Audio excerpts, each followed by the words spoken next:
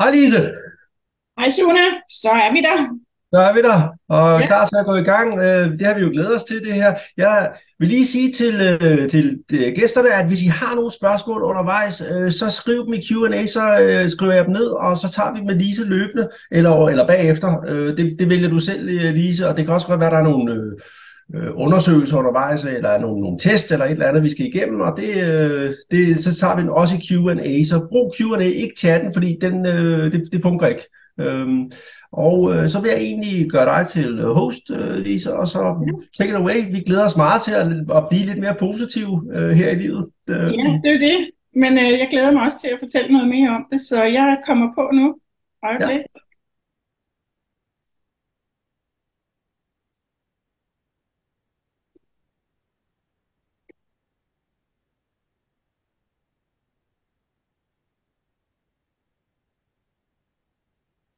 Lige et øjeblik.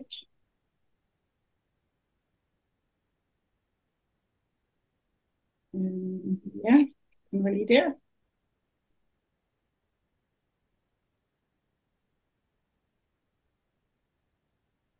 Jamen, skal vi så ikke starte nu, når vi mødtes med hinanden her klokken 9 en tirsdag morgen? Jamen, velkommen til alle jer deltagere, og jeg har glædet mig til at være sammen med jer den næste time. Og jeg vil sige, hvis I ser på det her billede på, med det her pitstop, jeg kan rigtig godt lide at bruge forskellige metaforer for sportsverdenen. Så derfor synes jeg, at I skal forestille jer, at I er til et race, og I sidder på tilskuerrækken. Det er mig, der skal køre denne her vogn for jer, men sæt jer godt til rette og spænd sikkerhedsselen, og så går vi simpelthen i gang med det her webinar, der hedder Stjernestyr på ledelsesgang, fremtidens ledelse og positivitet. Så, og det jeg vil anbefale jer, det er at have et stykke papir og en kuglepen ved siden af jer, så I lige kan lave nogle notater. Og det jeg vil opfordre jer til under denne her næste time, det er, læg mærke til, altså virkelig være opmærksom på, hvad er det, I kan lade jer inspirere af med min forskning med de her 50 succesfulde direktører, som jeg kommer nærmere ind på lige om lidt. Så lad jer kigge på dem her og sige, hvad er det, de gør? Er der noget, jeg kunne gøre? Og så lige lave et lille notat om det, fordi på den måde har I allerede fået noget med for i dag. Så læn jeg godt tilbage, for nu starter jeg. Jamen, ganske kort, det er, at jeg hedder Lise Bortel. Jeg har været ledelses- og udviklingskonsulent i snart 20 år. Jeg har virksomheden Bortel Co. Jeg laver lederudvikling og kommunikationstræning og arbejder også med innovation. Jeg kommer fra medicinalindustrien, og lige her for knap et års tid siden blev jeg forfatter til denne her bog, der hedder Stjernestyr på ledelsesgangen, og den lader jeg mig selvfølgelig også inspirere af til jer, i forhold til, hvordan er det, vi kan lære noget for de her 50 succesfulde direktører. Det kommer jeg også nærmere ind på. Og så har jeg lavet noget masse samarbejde med Dansk Industri, og det er derfor, jeg ligesom har fået min interesse for, hvad er det, der sker ude i dansk erhvervsliv. Endnu mere, fordi jeg har mødt alverdens virksomheder med hver deres udfordring og hver deres styrke. Så det er også en del af det at samle det i min bog. Men lad os komme i gang.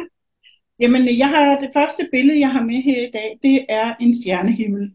Og der, når vi går ud en mørk aften og kigger op i himlen, så kan vi jo godt se, at der er nogle stjerner, der blinker og funkler mere end andre. Og det er det, der også er min inspiration, har været min mission til at finde ud af, hvorfor er der nogle stjerner ude i dansk erhvervsliv, som funkler mere og gør det meget bedre end nogle andre. Og det er jo ikke fordi, der er nogen, der er forkerte på den, og nogen, der ikke gør det godt nok, men de ved måske ikke formen på, hvordan de kan gøre tingene på en anderledes måde. Men det er derfor, at jeg har simpelthen lavet den her forskning, som jeg har brugt 2,5 år på, at finde ud af, hvad er det, de her succesfulde direktører gør. Hvad er det, man kan lade sig inspirere af andre ledere? Fordi vi har selvfølgelig forskellige netværk, hvor vi mødes med andre ledere, og måske på den måde få noget inspiration, vidensdeling og sparring.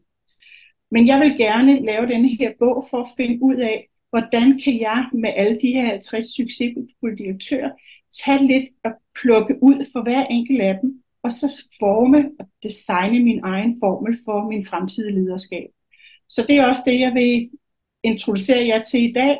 Så igen, notere nogle af tingene, hvis der I tænker, at det, som den her direktør lige siger, det kunne jeg godt tænke mig at bruge i min virksomhed.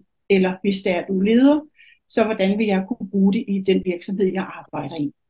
Og så har jeg også en passion med at styrke danske virksomheder, dem jeg arbejder med. Jeg synes, det er interessant, når det er, at man gør noget, justerer på nogle ventiler, og derfor har jeg min lille røde Ferrari med her. Og det har jeg, fordi at jeg kan godt lige bruge metaforen, fordi hvis du som leder har en ting, der skal justeres, så er det en ventil, og en anden leder er det måske en anden ventil. Så derfor kan man ikke altid sammenligne og sige, at jeg skal være sådan her, fordi vi har forskellige styrker, og vi har hver vores udfordringer. Så derfor er det simpelthen en måde for at finde ud af, hvordan kan vi egentlig gøre det her på en anderledes måde, og blive mere de funklende stjerner i dansk erhvervsliv og i vores arbejde. Så det her er sådan lige, beklager meget kvaliteten, det her er sådan et udslit af, hvad det er for nogle deltagere, der har været med i min undersøgelse her. Det er produktionsvirksomheder, det er myndigheder, det er Statens IT, det er Digitaliseringsstyrelsen, det er fagforeninger, det er advokater, revisorer, det er rådgivere, influencer. Så det er alle mulige forskellige virksomheder. Transport har endda også været med og sat. Og det er simpelthen for at finde ud af, hvad er det, de hver især gør anderledes? Og når man så har lavet 2,5 års forskning, så vil man være ked af, hvor nogen siger, jamen, du har jo ikke undersøgt det i vores fagområde. Men her har jeg simpelthen været inde og dække alle fagområder.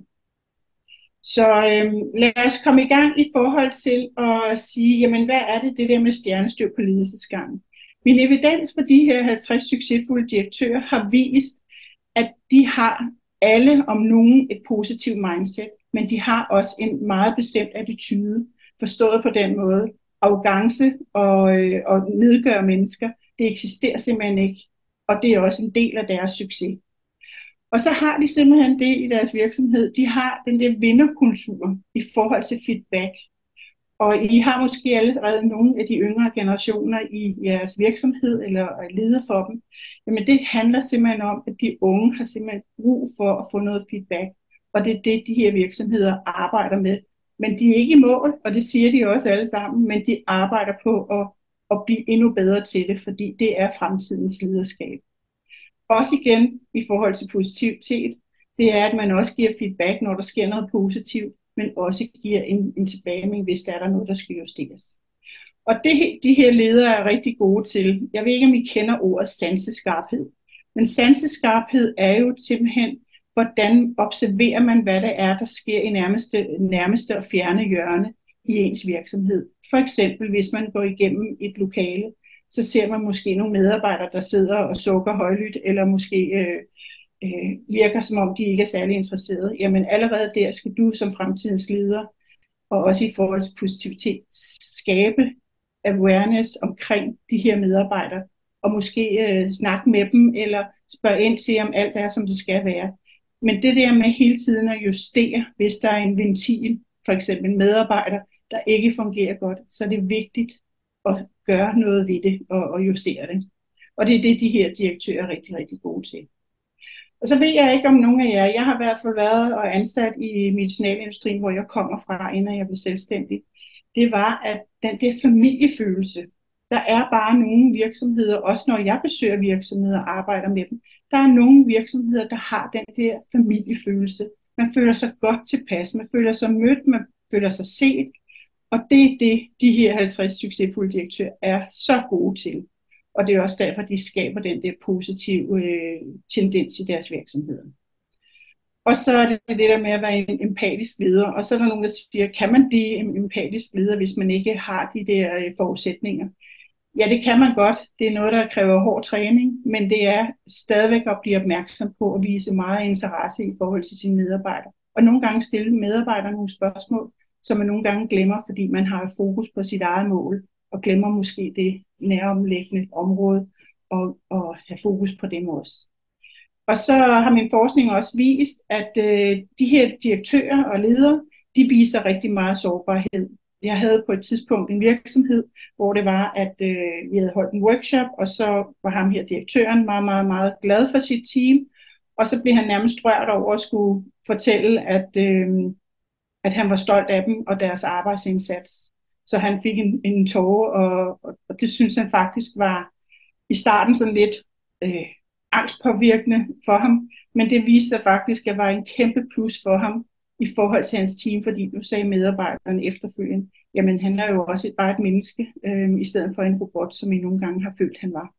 Så alle sammen har simpelthen arbejdet med det der med sårbarhed, og også sige, hvis det er, de har lavet en fejl, og så anerkende det, og så sige, det må vi gøre bedre næste gang. Men det er ikke nogen, der skjuler deres fejl, men de viser deres fejl. Og så skaber de bare den positive kultur, og det kommer jeg nærmere ind på, hvad er det, de gør for at skabe den her kultur. Men inden vi går videre, så vil jeg gerne lige aktivere jer også. Det skal jo ikke kun være envejskommunikation her, selvom det er et webinar. Men jeg kunne godt tænke mig, at I lige bruger bare 1 minut på at skrive nogle punkter ned. Hvad er det, jeg nogle gange mangler i min lederskab, og hvordan kunne fremtiden se ud for mig? Så lige inden vi går videre med det her webinar, lige skriv nogle punkter på jeres papirer med jeres kuglepen. Så hvad er det, I gør i dag, og hvad er det, I mangler?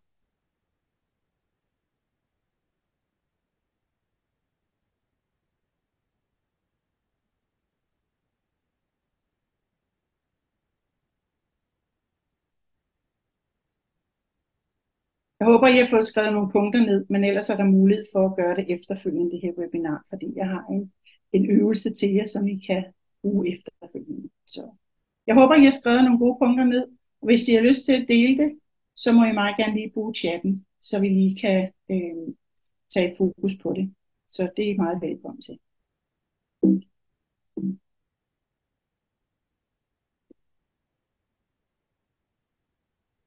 Så vil jeg allerede springe ind i at finde et perspektiv for en af de her succesvirksomheder. Det her, det er Søren Brogaard, der er CEO for Track Unit.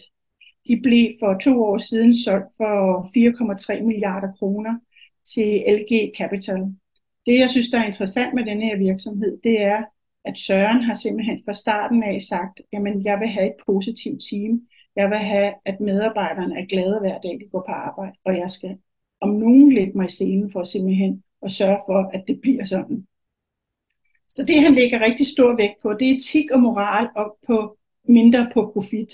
Det vil sige, at han vil hellere have, at teamet kører, fordi, som han siger, hvis det er, at medarbejderteamet kører, så kommer profitten helt af sig selv.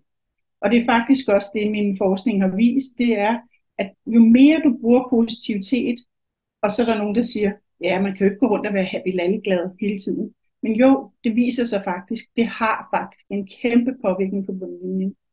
Og nogle af projekterne, som vi har lavet her det sidste års tid, har det faktisk allerede efter 3 måneder vist en forøgelse af omsætning på 30-50%. Så jo, man kan faktisk måle på bundlinjen. Og det er faktisk derfor, jeg er glad for at have den her evidens, fordi nogle gange har folk også i de her 20 år, jeg har været ude og skulle sælge mit koncept, hvor folk har sagt, ja, men det der bløde noget, det er der ikke penge i. Men det er faktisk bevisende. Der er masser af penge i det.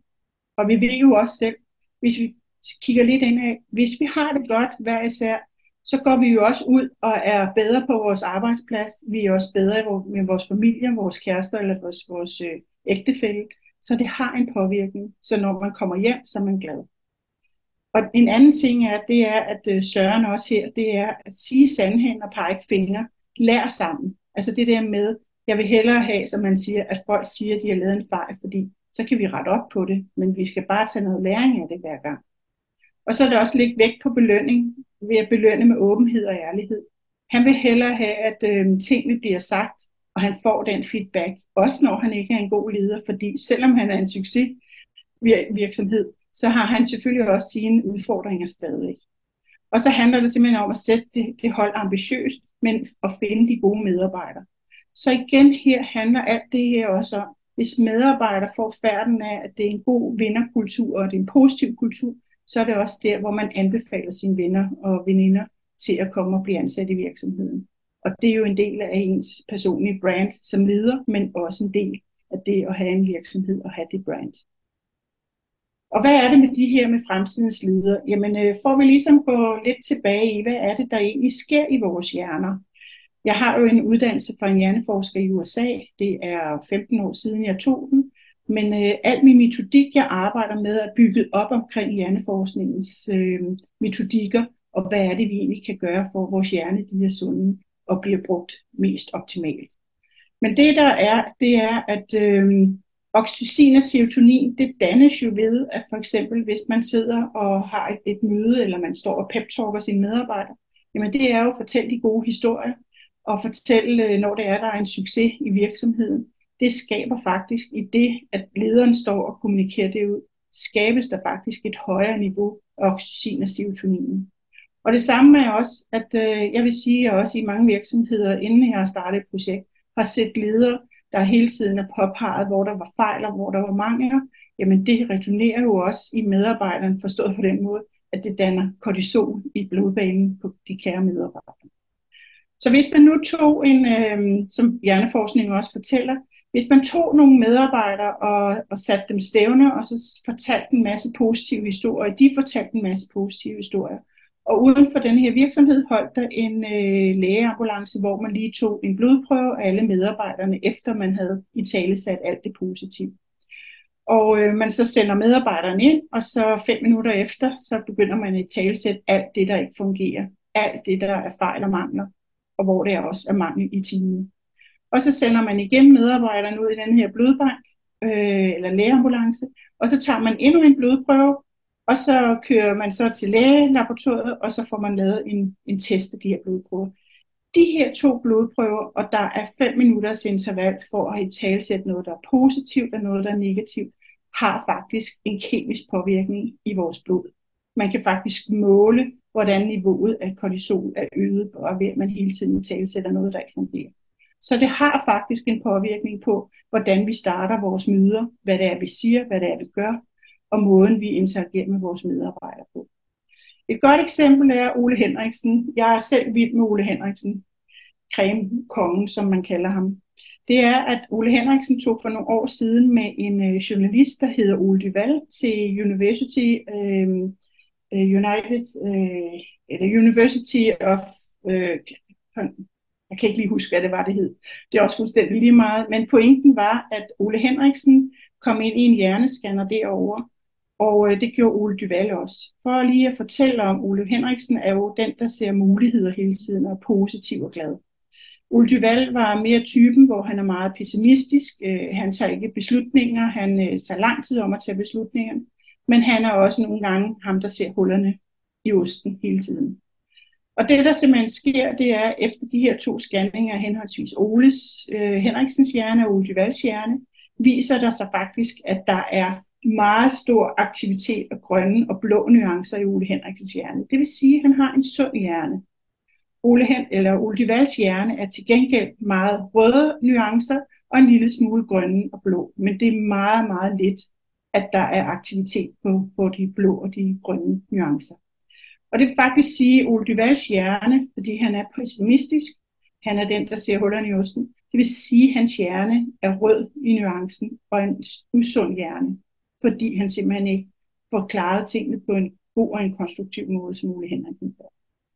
Og igen her skal vi også tænke på, at når vi har følelsesmæssig smitte, så når man kommer ind i sit team, at man har en positiv attitude og en positiv tilgang til tingene, og ser muligheder, jamen så er det også det, du smitter af med i forhold til dit team. Så det er i hvert fald noget, jeg kan varmt anbefale.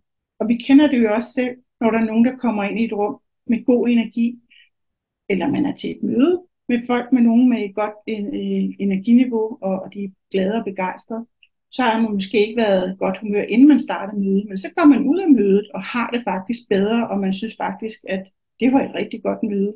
Men man har faktisk også en god dag fortsat resten af dagen. Igen her beklager standarden af det her, men det her er sådan lidt et udsnit af direktørernes procentvis fokusområde i deres virksomhed. De arbejder rigtig meget med at skabe tillid, men også et positivt mindset. Der kan I se, hvor høj en score de har. Også det der med, at de viser sårbarhed, og også at de arbejder med at hele tiden skabe ordentlighed i virksomheden. Og ordentlighed, synes jeg, når man sådan hører det, så er sådan lidt et gammelt ord. Men det er faktisk rigtig mange unge ledere, der også bruger ordentlighed. Og så kan man sige ordentlighed, jamen er vi ikke alle sammen det? Nej, det er vi faktisk ikke altid. Der er stadigvæk medarbejdere, der bliver mobbet i virksomheder, og der ikke bliver gjort noget ved det. Det er jo ikke at være ordentlig, men samtidig er jo også at arbejde med ordentlighed i forhold til vores kunder. Så lige så snart, at man har en ordentlighed i virksomheden, både udad tilrettet mod kunderne, men også indad tilrettet i virksomheden, jamen så har man bare også en meget bedre team. Fordi det faktisk viser, det er, at man løfter meget mere i flok, og man har trivsel og motivation. Og her kan I så også se, som jeg nævnte før, der er kun 40% af de her virksomheder, der arbejder med feedback.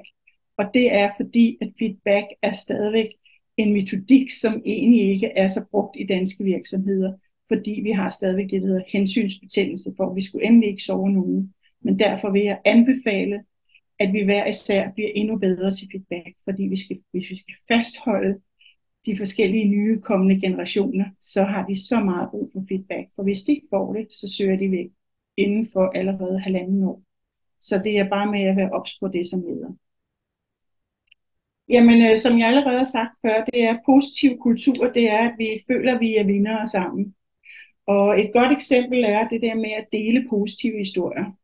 Faktisk i går var jeg ude i en statsautoriseret virksomhed, hvor de arbejder med økonomi og økonomisk rådgivning. Og da de blev spurgt om at fortælle mig nogle positive historier, det var første gang, vi holdt den her workshop af en halvårs træning, vi startede op i går. Det var, at flere af dem kunne faktisk ikke finde nogle positive historier, selvom jeg sagde til dem, find både, at I kan tage ind fra privatlivet, eller I kan tage fra jeres virksomhed, eller for jeres team. Men der var flere af dem, der virkelig ikke kunne finde nogle positive historier. Og det viser bare, at hjernen den er plastisk. Forstået på den måde, jo mere man begynder at italesætte og fokusere på noget, der er positivt i ens virksomhed eller i ens team, jo mere skabes der over tid, blandt andet i en 3-måneders periode, kan man faktisk se, der skabes nye neurologiske baner i ens hjerne. Men hvis man ikke er vant til at italesætte det, der er positivt, men kun har fokus på alt det, der er fejl og mangler, jamen så er det jo der, man får fokus, der hvor man sætter fokus. Og en anden ting er også, at nogle af de her virksomheder, som arbejder med fremtidens lederskab og har den her succes, jamen mange af dem har faktisk et trivselsmåling hver uge. Og så er der nogen, der siger hver uge. Jamen det er simpelthen et system, der genererer forskellige spørgsmål. Det kunne for eksempel være den ene uge, er det fokus på noget med bæredygtighed eller miljøet. Ugen efter kan det være noget med trivsel. Tredje uge kan det være noget med lederskabet. Men det viser faktisk, at på den måde har de her virksomheder mulighed for at måle succesen, og hele tiden, igen hvis vi tog min røde Ferrari-bil her, de har hele tiden mulighed for at justere på benzinen og sige, okay, her har vi lige noget, vi lige skal justere. Og det gør faktisk, at deres trivselsmåling bliver sendt ud til medarbejderne en gang om ugen, når der er blevet genereret alle de her målinger. Og hvis medarbejderne ikke laver trivselsmålingen, så får de en reminder, så alle målinger kommer med. Og igen her, at alt smitter, som jeg nævnte før, det er, at alt smitter jo, hvad det er, vi gør. Så hvis det er, at vi gør noget positivt, så smitter det også. Men hvis vi gør noget negativt, så smitter det også. Og en ting, at de her succesfulde direktører, de er rigtig, rigtig gode til. De er gode til at stille spørgsmål, og de kender deres medarbejdere, fordi de viser interesse. Og så er der nogen, der siger, jamen det er næsten som en kartoffel i munden, når jeg skal gå hen og spørge, hvordan det går med katten eller hunden derhjemme eller med børnene. Det synes jeg egentlig ikke, jeg skal bruge min tid på. Jamen det kan man godt sige, at man måske ikke skal bruge sin tid på, men det viser sig faktisk forskningsmæssigt, at det er der, hvor medarbejderne føler sig set og hørt, fordi de er jo ikke robotter, som der er måske nogle ledere, der tror det er, men det er faktisk de mennesker med hud og hår. Så de har brug for os at få noget interesse for ledelsen, fordi på den måde skaber man øjenhøjde, og man begynder at kunne lære hinanden bedre at kende, både ens forårs og ens udfordringer. Så en ting i forhold til fremtidens lederskab, i forhold til også det der med positivitet, det er, at selvom de her succesfulde direktører har succes, så arbejder de stadig med at slippe kontrollen, fordi man også, når man har små eller store virksomheder, har lidt tendens til at vil gerne styre tingene i en bestemt retning. Men jo mere de slipper kontrollen og giver medarbejderen ansvar, jo mere går medarbejderen også med bolden. Så på den måde bliver det også sjovere at være sin egen ansvarsbevidsthed for den i spil. Et godt eksempel er, at jeg arbejder med et ung team, og der var faktisk en af medarbejderne, jeg havde en samtale med her for 14 dages tid siden, og hun siger, at i hendes afdeling var der lige kommet en ny leder, og hun kørte simpelthen den her afdeling med micromanagement. Og hun sagde, at jeg er lige ved at dø af det. Altså jeg kan simpelthen ikke holde ud, at jeg hele tiden får mails, hvor de skriver til mig, eller hun skriver til mig, jamen, har du sendt en mail til det, og har du gjort det? Altså, have dog tillid til, at jeg gør det. Jeg er jo vant til at gøre det ting, jeg har fået ansvar for. Så nogle gange slip kontrollen, selvom nogle gange man er bange for, tænk gang, hvis vi nu fejler. Ja, hvis vi fejler, så kan vi altid samle den op igen og få en læring af det, vi har lavet af fejl. Så igen, som jeg nævnte før, det er, at de kommende generationer er det rigtig vigtigt, at man giver dem den her både feedback, men også giver dem anerkendelse. Der er jo de forskellige X og Y og andre generationer, og også det der med at hele tiden have fokus på, hvad er det, der er deres styrker, og hvor er det, de skal samles op på en bestemt måde. Så der er jo også noget til fremtidens lederskab. Hvad er det, de unge har brug for? Men nogle gange, når man ikke ved, hvad de unge har brug for, så må man jo lære dem at kende og spørge ind til det. Så igen tilbage til det, som jeg sagde før. Stil de her spørgsmål. En anden ting er også, at jeg har flere virksomheder, hvor de har haft hjemmearbejdspladser efter covid-19, hvor det har været 3 og 4 dage, de har siddet og arbejdet hjemme. Men det viser faktisk, forskningen nu for trivslen på danske arbejdspladser er faktisk nedadgående, fordi at man har ikke de tætte og nære relationer. Så derfor er det rigtig vigtigt, at man begynder at italesætte, at nu er det måske fremtidigt. Før var det de der 3-4 dage om ugen, man måtte arbejde hjemme, men nu er det kun 1 dag. Og så er nogen, der siger, at de her direktører, det tør vi slet ikke gå ind i, det er simpelthen en tikkende bombe. Ja, men hvis man er god til at italesætte, hvorfor gør man det her? Hvorfor skal vi ændre det? Så er det jo vigtigt, at man får gjort det og får en dialog omkring det, frem for man bare går rundt og leger strudsen i busken og tænker, at det går nok over, men medarbejderen vil jo gerne arbejde hjemme, men det gør også noget for trivslen, som igen kan måles på bundlinjen. Og så er der også krav til ny teknologi. Igen fremtiden i forhold til lederskab, det er, at vi kommer til at arbejde meget mere med teknologiske robotter, der simpelthen også er en del af lederskabet. Her tænker jeg på mellemstore og store virksomheder og koncerner. De vil også i fremtiden se, at de bliver nødt til at gøre brug af robotter, hvor det igen er robotter, der sender ud, giv lige en tilbagemelding på, hvordan går det med det her projekt, hvordan har du det i dag, fordi nogle gange er det jo en fokus med, at man kan ikke nå rundt til alle i ens afdeling, fordi det er store virksomheder eller mellemstore virksomheder. Så igen her er det jo også en måde at tænke, hvordan kan jeg bruge noget positivt med de her robotter, men igen handler det om, hvordan du italesætter det over for de her kære medarbejdere. Det her, det er faktisk en model, som jeg har arbejdet med i mange år, efter jeg var på min uddannelse i USA. Og det handler simpelthen om, at ofte når man giver feedback, så glemmer man lidt det der med, at man har fokus på, hvad er det, der ikke fungerer. Men det her er en model til at starte det med det positive. Så når man skal give noget feedback, så starter man med at sige, hvad virker lige nu? Hvad er det, der har været godt i det her projekt, for eksempel? Eller hvad er det, du har gjort godt i det her arbejdsområde?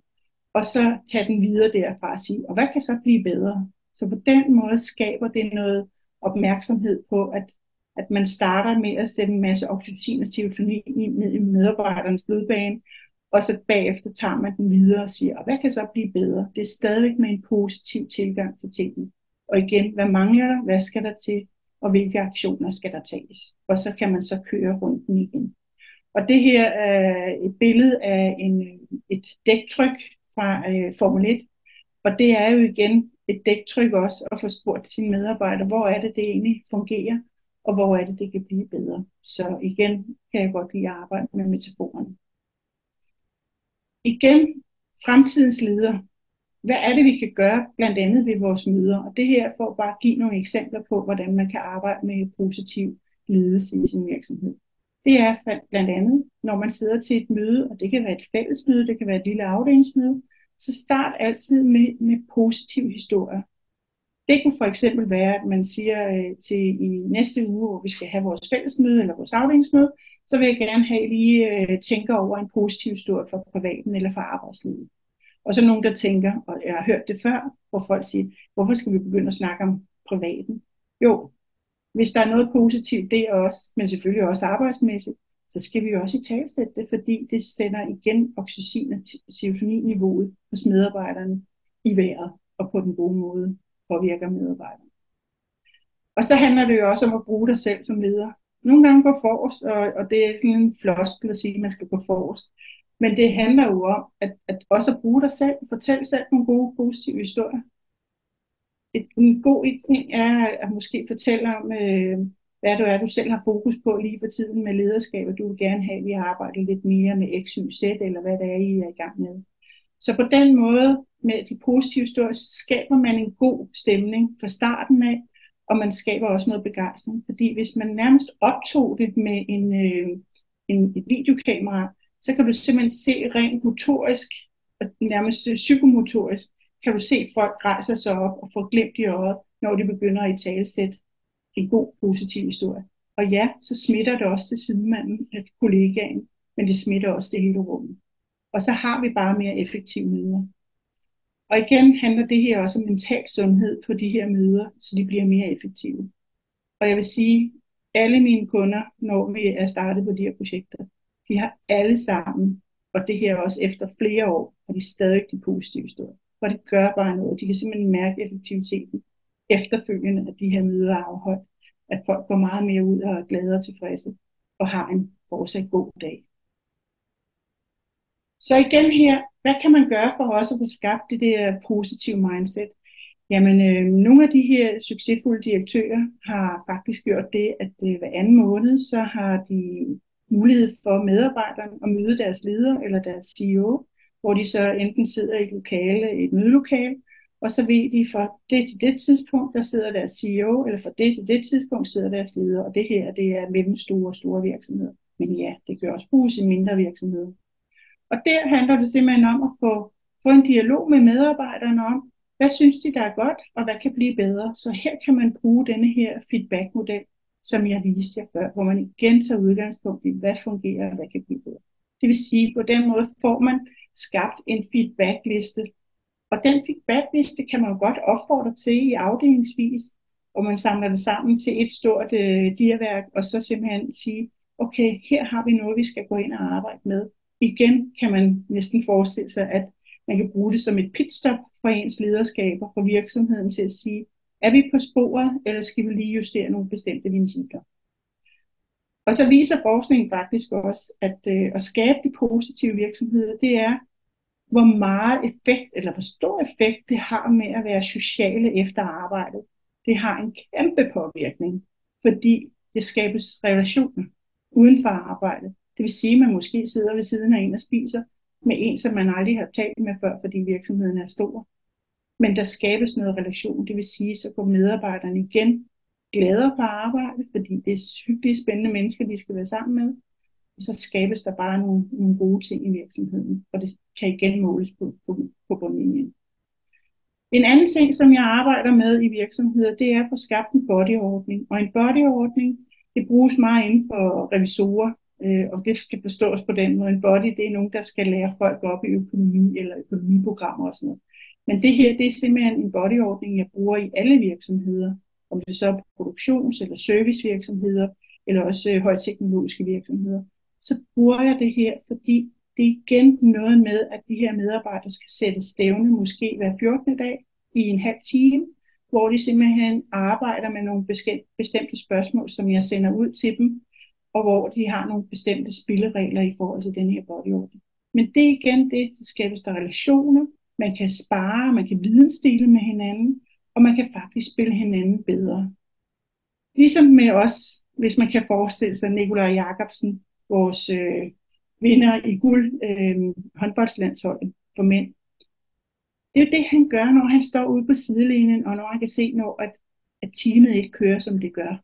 Så laver han time-out, og så kommer alle spillerne ud, og så giver han dem lige et design om at sige, gør lige det, vi justerer lige der, og du skal derhen. Og det kan man faktisk også sammenligne med, at en bodyordning er også en måde at lave et pitstop for hinanden, også i forhold til at skabe relationer og blive bedre til sit arbejde. Det kunne være, at det var en udfordring, man havde med en kunde, så kan man vidne og spare med den her body. Og så efter 3 måneder, så bytter man, så er der nogle nye bodies. Det vil sige, at man hele tiden genererer nye relationer, og på den måde spiller medarbejderne bedre.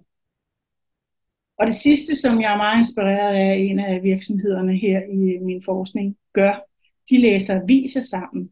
Hver 14. dag sætter de sig ned fysisk, hvor de køber nogle børs og Politikken og alle mulige Berlingerne, og så sidder de simpelthen og kigger omkring, er der noget spændende i forhold til business, i forhold til relationer eller et eller andet, som de kan have en sjov diskussion om, og måske blive dygtigere og få noget mere viden omkring, og så kan bruge det her i deres virksomhed. Så det er også en måde at være sammen på. En anden ting, det er, at målsætning, altså når de her virksomheder, når de har deres succes, det de er rigtig, rigtig gode til, det er, at de laver storytelling. Lederne er knivskarpe til at fortælle nogle gode historier. Et eksempel var, at for nogle år siden lavede jeg noget for en virksomhed. Det var 80 sælgere i hele landet, der var blevet kaldt stævne inde i København, sammen med deres salgsdirektør og deres direktør. Og så skal direktøren så til at, eller det er så salgsdirektøren, så spørger jeg så, inden vi skulle starte det her webinar, eller det her seminar, så siger jeg så til ham, hvad har du tænkt dig at starte dit møde med i dag, sammen med alle de her, inden jeg går på?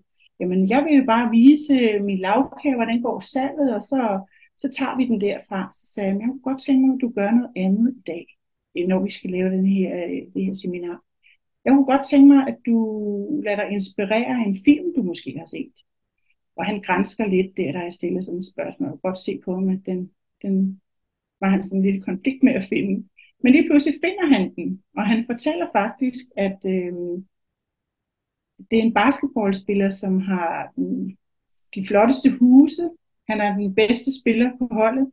Han har den smukkeste kone. Han har de skønneste biler nede i garagen. Han er bare en succes. Men der sker desværre det, at han bliver skadet og bliver nødt til at sælge bilerne, sælge huset, og konen smutter, og til sidst står han tilbage helt alene. Og den eneste redning, der bliver for ham, det er, at han går ud i Harlems gader ude i de her buer, hvor folk de spiller basketball. Og derude finder han så de bedste spillere, og vi kan næsten forestille jer, at det bliver selvfølgelig en succes, fordi det bliver et vinderhold. Og denne her virksomhed havde lige forinden, et par måneder forinden, fyret 20 medarbejdere på grund af nedskæringer. Og så sagde jeg, denne her film kunne jeg godt tænke mig, at du brugte som indledningsvis. Og glem alt det der med de der lavkager, fordi de ved jo godt, hvordan tallene er. Og hvis der er lidt justeringer, så er det jo ikke det, der vælter hele læsset. Og så rejste han sig op, fortalte den her historie og bygge bro over til. Og det er det, vi skal nu, venner. Det er, at vi skal stå sammen, fordi vi har simpelthen vi har brug for at løfte flok og analogt denne her video, eller den her film, og folk rejste op efterfølgende og klappede af ham, fordi lige pludselig var det jo en historie, de kunne få relateret til og forholde sig til. En anden måde er også, at som når jeg arbejder med de her virksomheder, det er, at de skaber en succesvæg. Og det vil sige, at medarbejderne hver eneste uge skal finde noget, der har været en succes. Det kan være et salg, de har lukket, eller et projekt, de har afsluttet, eller nogle gode resultater, de har gjort.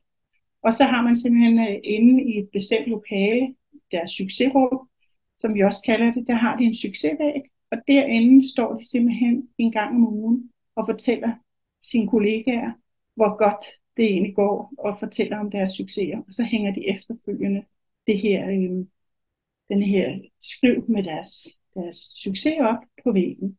Så det er det, vi kalder en succesvæg, og det påvirker også positiviteten i en absolut positiv retning. En anden ting er også at visualisere det, altså det vil sige, at man også kan visualisere et mål, man skal nå. Det kunne for eksempel være, at man tog et billede af Mount Everest og hang op et eller andet sted, måske i et lokale, hvor alle medarbejdere sidder og arbejder. Og så simpelthen op på toppen stod der måske, at det var 5 millioner ekstra, I skulle tage i omsætning. Men det der med at visualisere, og så indimellem lave noget storytelling, men når I besøger de forskellige basecamp for at nå op på toppen og sætte flaget, fordi I nu har nået jeres mål. Så det er en anden måde også at gøre det på. Fordi på den måde arbejder I med oxytocinniveauet og også serotonin og alle de her positive glædeshormoner, som igen går i medarbejderne. Og igen påvirker både deres overbevisninger, for hvad er det, vi egentlig kan nå. Fordi nogle gange har medarbejdere, men også ledere, nogle overbevisninger om, at de ikke kan det ene og det andet og tredje, og det er det, de går og slår dem selv oven i hovedet på. Men det her er en måde for ligesom at arbejde meget mere målrettet. Jeg vil jo meget gerne også introducere til Obama-modellen, og det er noget med at bruge det her storytelling. Det er noget med at italesætte jeres mål. Og hvis jeg har altid været inspireret af Obama og har lavet denne her Obama-model, efter at have set rigtig mange af hans videoer. Og det jeg ligesom konkluderet ud fra alt det her, og se video og se, hvad det er, han gør i sin retorik, det er, at han er rigtig god inspirationskilde med storytelling. Og det er faktisk også det, han gør i forhold til, når han involverer sine medarbejdere. Det kunne for eksempel være, eller han involverer sine, da han stod for mange år siden på talerstolen og sagde, "We can do it." Og så siger folk, "Yes, we can." Hvordan involverer du dine medarbejdere, når du for eksempel skal stå og lave en storytelling? Og jeg synes stadigvæk, der er virksomheder, der har glemt, hvor meget power der er i at lave en god storytelling. Så igen sammenligner jeg med, at I er en stand-up-komiker, der går ud i det offentlige rum hver eneste dag, og finder noget, som I måske kunne fokusere på at bygge bro over til det projekt, I eventuelt arbejder med. Men hele tiden, eller hvis I ser en video, eller I ser en film i biografen, eller et eller andet, I skal som leder hele tiden have noget ny inspiration, og kan bruge i forhold til de her storytelling. Og det er også en måde at involvere medarbejderne på, fordi når I fortæller en historie, så er det jo også noget med, at I involveres på en helt anderledes måde, når I får det fortalt frem, for det bare er kedelige faktadata. Det der med at fortælle det, det skaber lidt samme stemning, som dengang man var 5 år, og ens mor eller far fortalte en godnat-historie. Det er, at storytelling har så meget power på sig. En anden ting er også, når man fortæller en god historie, så skabes der også god energi, og den gode energi smitter jo af på sit team. Så brug det her Obama-modellen, når I laver en pep-talk, eller I skal starte et møde, hvor I fortæller en god historie, eller gør et eller andet, som er anderledes, for også medarbejderne ikke bliver ved med sådan at se jer kun i et perspektiv, men I faktisk kan mange andre ting også. Og når man bruger de her 3 punkter, får man til sidst gennemslagskraft. Og det er, der er også en grund til, at Obama 2 præsidentperioder vinder sit valg. Og det er jo også, når man tænker på, at han er afroamerikaner. Det er hans måde at kommunikere på. Så lader jeg inspirere til, at I måske også hver især kan blive de små Obamaer derude med jeres lederskab. Det her er en video, jeg vil meget gerne vente med at vise den. Eller nej, det tror jeg faktisk, jeg får se, om jeg ikke lige kan. Ja, jeg sender den til jer, men den tager 5 minutter, så den vil jeg ikke bruge tid på. Og det er simpelthen en video fra Pixar in a Box, som er en amerikansk tegneserievirksomhed. Og de bruger denne her video til at fortælle om, hvad er det nogle gange, når vi skal lære det der med at storytelle. Og når man laver en tegnefilm, er det jo også storytelling. Men det er en måde på at sige, jamen det kan godt være, at historien ikke kommer ud på den rigtige måde første gang. Du gør det måske heller ikke anden gang.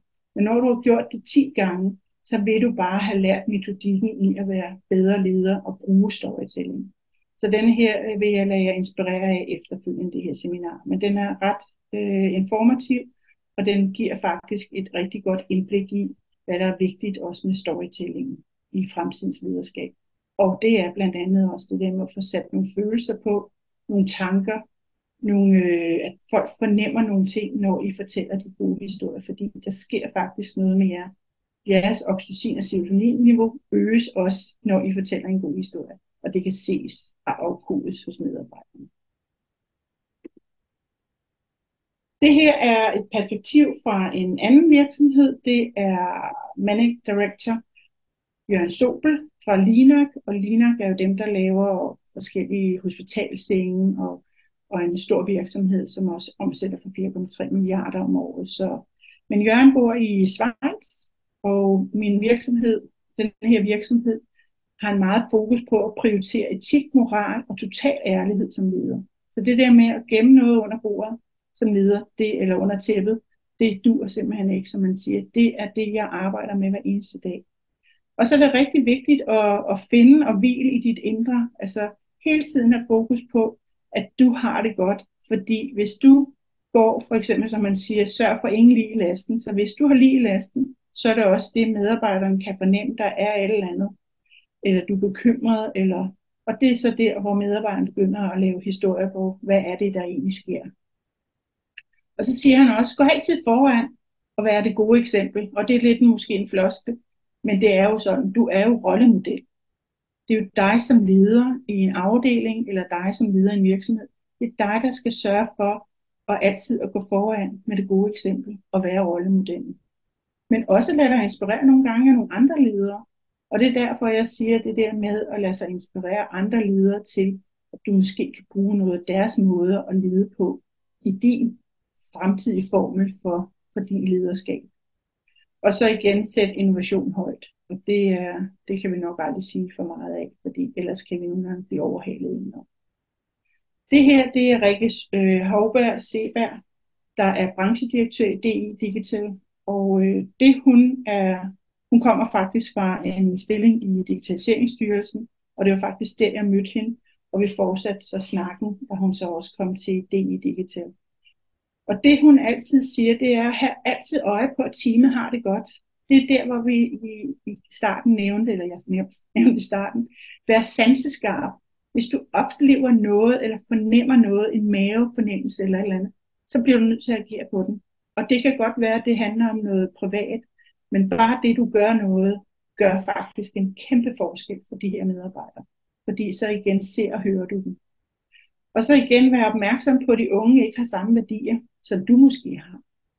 Så igen spørg ind til deres værdier, fordi når du spørger ind til deres værdier, så er det næsten en rettesnor til, hvordan du skal lede dine medarbejdere. Fordi hvis de siger, jamen jeg har brug for frihed og har brug for udvikling, jamen så er det dig, der virkelig sørge for, at denne her medarbejder også udvikler sig. Så du kunne faktisk tage alle dine medarbejdere og spørge ind til deres værdier. Allerede der vil du have din formel på, hvordan skal denne her medarbejder køres. Og det kunne være noget med ærlighed. Jamen så er det jo vigtigt, at du har en medarbejder, der siger, at et af deres værdier er ærlighed. At du så også er ærlig med dem. Fordi det der, værdierne er lige med motivation. Og så sørg for, at medarbejderne brænder for jobbet. Og det kan du ikke vide, hvis du ikke har den der snak med medarbejderne, når du stiller spørgsmål til dem. Og der fortalte Rikke faktisk, at hun havde, for også at skabe noget positivt i Digitaliseringsstyrelsen, dengang hun var der, så lavede hun det, der hed kaffestafetten. Og kaffestafetten var faktisk der, hvor at når der kom nye medarbejdere ind, både yngre og lidt ældre og seniorer, så tog hun simpelthen og satte nogen på dem, så medarbejderen i en afdeling skulle have kaffestafet med de andre i den anden afdeling, hvor der var en masse nye. Det vil sige, på den måde arbejder man jo også med, at medarbejderne havde det godt. Og de brugte rigtig meget krudt på at lave månedlige arrangementer, hvor de gik ud i byen og spiste noget mad og bare var sammen, fordi man kunne se, at det havde en påvirkning på deres effektivitet og trivsel. Og så også, som vi heller ikke kan snakke nok om, det er at have høj grad af digital viden. Altså, du som leder bliver nødt til også i fremtiden have meget mere fokus på, hvad er det, der sker i den digitale verden, fordi det går så stærkt derude. Det her, det er også en af dem, der er med i undersøgelsen. Det er Carsten Madsen. Han er CEO fra Morningscore med 12 medarbejdere, der stiftede i 2018. Inden der har han lavet en virksomhed med 30 medarbejdere, der hedder Morning Train. Og det er også en virksomhed, der arbejder med CEO eller SEO-optimering af hjemmesider og platforme. Så det han siger, jo mere jeg øver mig, jo heldigere er jeg, når jeg samtidig stoler på min intuition og værdier. Og det er også, jeg kan godt lide det her citat, fordi det er også en lille reminder til jer om, hvor gode er I til hver især at tænke og bruge jeres intuition og jeres værdier i jeres lederskab. Nogle gange glemmer vi det lidt. Men det er også det, at hvis vi glemmer det i forhold til vores medarbejdere, så har vi også medarbejdere, der bliver stresset og går ned med fladet. Så det her med, når vi har vores værdier i spil, så er vi også mere glade og motiverede medarbejdere. Når jeg har arbejdet på den her måde, så har jeg jo lavet forskellige cases. Lige nu arbejder vi med flyindustrien. Det er dem, der laver fly til de mindre virksomheder, eller dem, der har fly rundt omkring i verden. Og der har de simpelthen lavet en forøgelse på deres omsætning på 50% siden vi startede for et år siden. Og her arbejder jeg både med virksomhedens 6 direktører, og jeg også arbejder med dem, der er flymekanikere derude i deres virksomhed. Og det vi har simpelthen skabt, det kaldes det Future Team, og det er noget med også at skabe den positive kultur. Og her har vi også indført ugenlige trivselsmåling. Og så arbejder vi med, at hver enkelt af medarbejderne har en målsætning. Og det vil sige, at hver enkelt medarbejder har en billedramme, hvor de simpelthen via billeder, igen noget med at visualisere, er rigtig powerful. Det vil sige, at hver enkelt medarbejder ved, hvad de hver især skal arbejde med. Og så har virksomheden også visualiseret det samlede mål for virksomheden. Og alt det her skaber et rigtig, rigtig godt team spirit, fordi medarbejderne i talsætter, hvad de hver især arbejder med. Og det skaber også motivation i medarbejderne imellem. Det her er lige et udsnit af nogle af de virksomheder, vi arbejder med og har arbejdet med. Og det er så her, hvor vi nu er kommet til, der er tid til refleksion efter den her workshop. Jeg kunne godt tænke mig, at I måske i dag I har tid til det, men måske i weekenden sætter med en kop kaffe eller en kop te, og så tænker, hvad gør du godt, og hvad kan forbedres for at opnå endnu mere succes i din ledelse og i din virksomhed. Og på den måde skaber din fremtidige formel for ledelse. Så ud fra nogle af de ting, som vi måske har hørt i dag, var der måske 2 eller 3 punkter, som I kunne bruge til ligesom at skabe noget positivt for jeres virksomhed. Det kunne jeg godt tænke mig, at I dykker ned i, fordi det er en spændende rejse ind til ligesom at finde ud af, hvad er det, jeg kan gøre anderledes. Fordi det vil være lidt kedeligt, hvis jeg stopper jer på gaden om et år, eller jeg sender jer en mail og siger til jer, okay, har du så rykket dig det sidste år? Fordi ofte sker det, når man ikke får skrevet sine mål ned, eller man ikke får visualiseret det, så sker der ikke rigtig noget, fordi så overtager dagligdagens trummerum, og så får man ikke gjort noget ved det. Så det er måske i dag slå et streg i sandet og sige, nu sker der noget fremadrettet. Nu vil jeg lave min nye fremtidige formel for ledelse. Hvad er det, jeg mangler? Hvad er det, der skal til? Og hvis I har brug for mere inspiration, så har I selvfølgelig mulighed for at skabe jeres egen form for fremtidig ledelse, fordi i min bog har jeg faktisk stjernestød på ledelsesgangen, har jeg bagerst i bogen forskellige formler, som er inspireret ud fra de her ledere, hvor I simpelthen kan gå ind og sige, hvad er det, jeg sådan personligt kan gøre for at blive fremtidens leder, med også en positiv mindset, og hvad er det, jeg kan gøre i min virksomhed eller min afdeling. Så den er dobbeltsidig. Den er både på den personlige plan, men også i virksomheden. Og den kan I købe på min hjemmeside, der hedder www.bartel-co.dk og koster 2,99. Og hvis I har brug for det, så stiller jeg mig gerne til rådighed med 20 minutters uforpligtende råd og vejledning til positiv ledelse og fremtidens ledelse i din virksomhed. Og der er I mulighed for at sende mig en mail eller ringe til mig på 28 10 28 25. Så det her er også en af mine inspirationskilder. Det er Walt Disney. Og det der med at vinder mindset, som også mange af de her direktører arbejder med i deres virksomheder, det er det der med, if you can dream it, you can do it. Og det samme gælder for dig. Nogle gange så er vi rigtig gode til at lave begrænsninger for os selv. Men hvis du virkelig sætter dig for, at nu vil du gøre det bedste for at blive fremtidens leder, også med det positive mindset, så er der mulighed for det. Så hvis der er nogen, der har nogle spørgsmål, så kan I bare fyre løs i chatten. Og hvis I ikke har det, så vil jeg ønske jer en rigtig dejlig dag, og tak for nu. Jeg håber, I tager noget med fra den her time, I har brugt sammen med mig. Og jeg har i hvert fald gjort mit for at give jer noget inspiration. Og så vil jeg ønske jer en rigtig dejlig dag.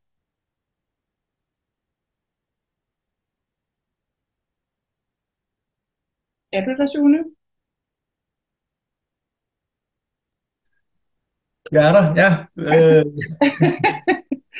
Nu Godt. tog jeg din skærm fra dig igen. Tak for endnu et inspirerende power walkthrough igennem mange af tingene med ledelse. Altså, det er jo, hvis vi skal, nu har jeg har jo læst bogen, kan jeg sige, og det Ja, er en rigtig god bog, med rigtig mange ting, og man fornemmer jo også, at det er jo kun toppen af isbjerget, du ja, fortæller her. Det er ja. lidt Jeg vil grænsegaden. gerne fortælle det hele, men så skal Der vi er have mange mange, ting. mange øvelser i den bog, for Ja. ting, man kan gøre, og et er, at man siger, at man skal holde positive møder, men hvordan gør man faktisk det? Det kan faktisk ikke, det er ikke altid så nemt.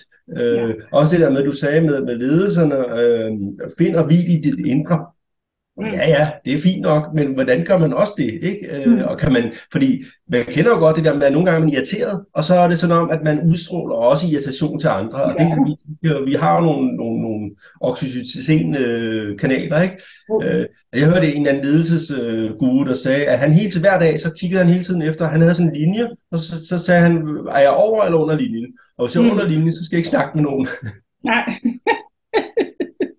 Jamen det er jo et godt udtryk for, at også det der med at stille sig selv som leder, hvor mange laver egentlig mentaltræning, inden de går på arbejde som leder. Fordi hvis du mentalt ikke er indstillet, og du synes, det er en øvedag, så er det det, du også sender ud i dine medarbejdere. Så er det en øvedag, de også får nærmest i blodbanen, ikke? Altså, Jeg kunne sikkert godt have brug, fordi nu den der printer, den virker ikke igen, ikke? Og jeg hader printere, så jeg bliver simpelthen så sur. Så er det toneren, så er det print, det er blækpatronen. Jeg ved ikke, hvordan det kan være. Det er så svært at lave en printer, der virker. det ved jeg heller ikke, men det der med også at have det positive mindset, altså hvis vi alle sammen godt bliver lidt inspireret af Ole Henriksen, ikke? Fordi han er i bund og grund meget positiv, og det er ikke bare noget, han udgiver for at være. Han er det, og det er det, hjernen viser. Og det er derfor, det der med at være, hjernen er plastisk, det er ligesom en muskel, vi kan træne den, så vi kan faktisk blive mere positive mennesker, end vi måske har været i dag. Og det går faktisk direkte på bundlinjen, eller i ens team. Ja. Men super spændende, og det er jo blevet optaget, og det er blevet rigtig fint, så det glæder vi os til at sende ud senere også. Fantastisk. Og jeg vil sige tak for endnu en inspirerende webinar, Lise. Selv tak, og tak til alle jer andre, og have en rigtig dejlig dag. Og tak for teknisk support til dig, Zoom. Det er godt. God dag. Hej.